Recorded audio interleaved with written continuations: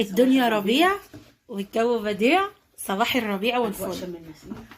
اجواء شم النسيم. يلا بقى تعالوا، لو انت لسه ما عملتيش الفسيخ ولا عملتي سردين، السردين اعمليه النهارده كله بعد 3 ايام ان شاء الله.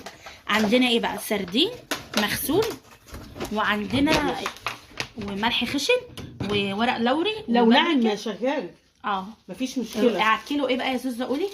حاطه نص كوبايه ملح خشن ناعم، اي ملح عندك. أيوة. انا كان عندي بقيت فسيخ فحطيت شويه. تمام ماشي.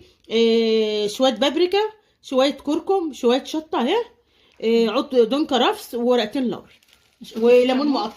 كمون. ذره كمون، حاجه بسيطه عشان الزفاره بس. ايوه. وده يا جماعه سردين بلد اللي هو الرشيدي، غالي معرفش ليه. شوف صغير كده وب 150 جنيه الصغير ده. بس عشان بلدي. اما عشان بلد هو 150 جنيه تاكل انت وعيلتك يعني. بسم الله ما شاء الله، كيلو حلوه.